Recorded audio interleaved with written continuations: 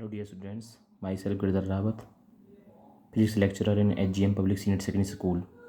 Dear students, आज हम जो टॉपिक पढ़ेंगे वो कैपेसिटर्स के बारे में पढ़ेंगे। कैपेसिटर्स के टाइप्स क्या हैं और उनकी कैपेसिटी क्या है with free space and medium.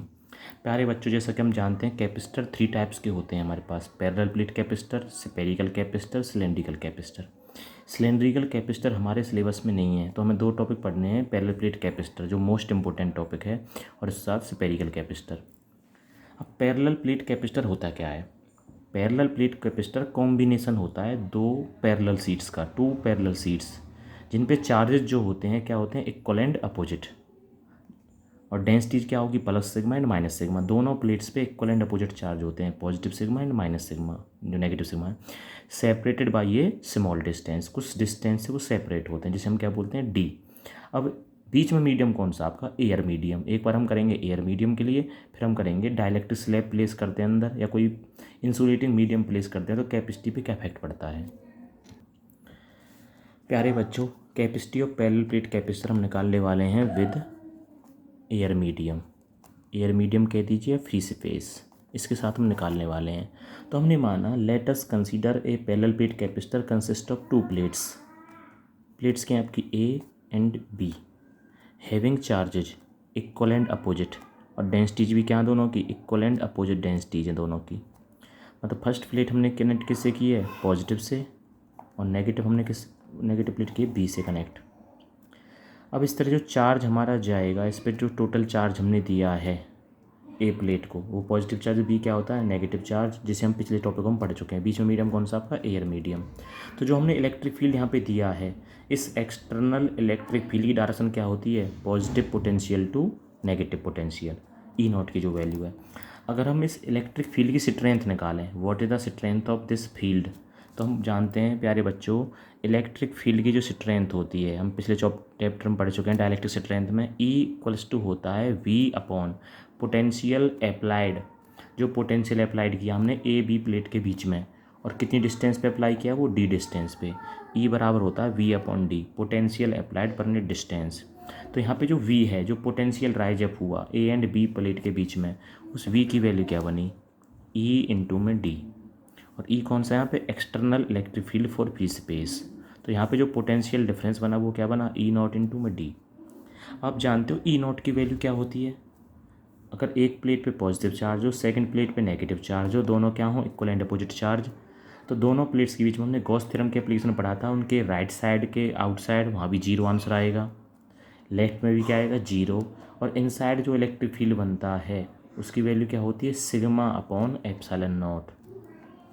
ये जो वैल्यू आई थी, तो ई नॉट की वैल्यू क्या होगी, sigma upon epsilon not into में डी, जो बी बना। और सिग्मा क्या होता है, सरफेस चार्ज डेंसिटी, जिसे हम यूनिट फर्स्ट चैप्टर में पढ़ चुके हैं। सिग्मा की वैल्यू होती है चार्ज, जो हमने चार्ज सप्लाई किया, और per unit area, area of the capacitor. Capacitor का एरिया क्या माना हमने, ए। सिग्मा की वैल्यू बन गई चार्ज अपॉन में ए, एप्सिलॉन नॉट नीचे है, और डी, ये किसकी वैल्यू बन गई हमारे पास, वी की वैल्यू। और हमें निकालनी क्या है, कैपेसिटी। अब हमें कैपेसिटी का फॉर्मूला क्या होता है, as we know capacity of capacitor is determined by the charge per unit potential applied, Q upon में वी। जब आप Q की वैल्यू को V से डिवाइड करोगे, V की वैल्यू क्या है, क्यू डी तो नीचे, और A एप्सिलॉन नॉट ऊपर पहुंचा, Q से Q कैंसिल आउट, तो C की वैल्यू क्या बची, A एप्सिलॉन नॉट अपॉन में D। और ये कैपेसिटी किसके लिए, फ्री स्पेस के लिए, C not equals to A epsilon not upon में D। तो फ्री स्पेस के लिए जो कैपेसिटी होती है कैपेसिटर की, एरिया के डायरेक्टली प्रोपोर्शनल होती है और डिस्टेंस के इन्वर्सली प्रोपोर्शनल होती है। अगर हम इन प्लेट्स को दूर प्लेस करते हैं, इनके बीच की डिस्टेंस को राइज अप करते हैं, इंक्रीज करते हैं, और दोनों के बीच के सेपरेशन बढ़ने के साथ कैपेसिटी क्या हो जाएगी, डिक्रीज। अगर प्लेट्स को हम क्लोज लाते हैं, नज़दीक लाते हैं, तो सेपरेशन घटने से कैपेसिटी क्या होती है, बढ़ जाती है। ऐसे एरिया का क्या होता है, डायरेक्टली। और एप्सिलॉन नॉट आप पढ़ चुके हैं, एप्सिलॉन नॉट क्या होता है, परमिटिविटी ऑफ फ्री स्पेस, जो किसकी कैपेबिलिटी को बताती है, इस फ्री स्पेस की या वैक्यूम मीडियम की कैपेबिलिटी को बताती है, कितना इलेक्ट्रिक फील्ड आप वहाँ प्रोड्यूस कर सकते हैं। प्यारे बच्चों, ये जो हमने कैपेसिटी निकाली है फ्री स्पेस के साथ है। अगर हम इस मीडियम को, अंदर का जो एयर मीडियम है, इसकी जगह कोई दूसरा इंसुलेटिंग मीडियम प्लेस करते हैं, लाइक एज हाइड्रोजन, या कोई दूसरा मटेरियल आपका मिका है, गिलास है, प्लास्टिक है, रबर है, पीवीसी है, तो उन्हें रखने पर इसकी कैपेसिटी बढ़ेगी या घटेगी, वो हमें देखना है। अगर हम इसके अंदर मटेरियल प्लेस करते हैं तो आप जानते हो CM capacity with material medium, ये डाइलेक्ट स्लैब, एरिया तो सेम रहेगा लेकिन जो परमिटिविटी है वो क्या हो जाएगी epsilon M, permittivity of medium वो चेंज हो जाएगी परमिटिविटी डाइलेक्ट्रिक की, अपॉन में क्या होगा D। अब आप जानते हैं इसमें एक टॉपिक पढ़ा था आपने एज यूनिट फर्स्ट में कि जो हमारा ये था एप्सिलॉन M या K की वैल्यू पढ़ी थी डाइलेक्ट्रिक कांस्टेंट, क्या आया था आपका एप्सिलॉन M अपॉन में epsilon not, permittivity of material medium to the permittivity in free space.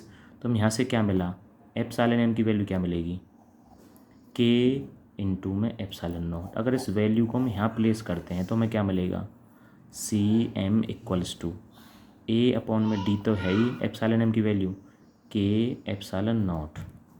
अगर हम इसे लिखते हैं K A epsilon not upon में D, और अब भी जानते हैं A एप्सिलॉन नॉट अपॉन में D क्या होता है C नॉट। तो क्या मिला capacity with material medium becomes K times of the permittivity of free space. इसका मतलब है अंदर अगर डाइलेक्ट्रिक स्लैब हम रखते हैं तो हमारी जो कैपेसिटी है वो बढ़ जाती है। कैपेसिटी कितनी बढ़ती है, जो हमारा अंदर मीडियम है उसकी जो K होता है डाइलेक्ट्रिक कांस्टेंट K टाइम्स हो जाता है किसका capacity of capacitor with free space. प्यारे बच्चों, अब जो हमने कैपेसिटी निकालनी है पैरेलल प्लेट कैपेसिटी के साथ निकालनी है डाइलेक्ट्रिक स्लैब के साथ, हमें ये तो पता चल गया जो कैपेसिटी होती है मीडियम के साथ वो फ्री स्पेस की कैपेसिटी के क्या हो जाती है K टाइम्स हो जाती है। ये तो इसका रीजन है कितनी बढ़ जाती है, लेकिन हम इसका एक्सप्रेशन निकालना है। तो हमने माना वही हमने जो कैपेसिटर अभी लिया था, let us consider a capacitor having two parallel plates placed at distance D separate by small distance D। First plate having positive charge and second plate है सिमिलर चार्ज बट नेगेटिव, और दोनों के बीच में जो इलेक्ट्रिक फील्ड हमें यहाँ पे दिया है, जो इलेक्ट्रिक फील्ड आप दे रहे हो उस इलेक्ट्रिक फील्ड डायरेक्शन क्या है एक्सटर्नल इलेक्ट्रिक फील्ड की पॉजिटिव टू नेगेटिव। लेकिन इसके अंदर हमारी डी डिस्टेंस नहीं, हमने कहा इसके अंदर क्या प्लेस किया हमने डाइलेक्ट्रिक स्लैब। जब इस कैपेसिटर के अंदर कोई स्लैब प्लेस करते हैं किसी भी मीडियम की, डाइलेक्ट्रिक स्लैब प्लेस करने पर इंसुलेटिंग यहाँ पे ड्यू टू इंडक्शन ये जो हिस्सा है इसका डाइलेक्ट्रिक का ये क्या बन जाता है आपका नेगेटिवली चार्ज्ड, और ये हिस्सा बन जाता है पॉजिटिवली चार्ज्ड, जिसे हम पीछे पढ़ चुके हैं। जिसके अंदर जो फील्ड बनता है वो क्या बनेगा आपका net electric field rise up हो जाएगा एक अंदर, जिसकी वैल्यू को हमने नाम दिया था EP, और EP की वैल्यू E0 से कम होती है तो अंदर जो नेट फील्ड बनता है यहाँ पे E उसकी वैल्यू क्या निकलती है E0 माइनस में EP, जिसे हमने नाम दिया था नेट इलेक्ट्रिक फील्ड या reduced value of electric field. अगर यहाँ कंडक्टर प्लेस करते हैं तो अंदर बनने वाला फील्ड बाहर बनने वाले फील्ड के क्या होता है इक्वल एंड अपोजिट, तो नेट फील्ड क्या रहता है अंदर 0, जबकि डाइलेक्ट्रिक के अंदर में E की वैल्यू कुछ ना कुछ होती है E0 माइनस EP। और ये जो स्लैब प्लेस की है इसकी थिकनेस क्या है T। तो हमने माना लेट अस कंसीडर या let us place a dielectric slab of thickness T in between the plates of parallel plate capacitor separate by small distance D।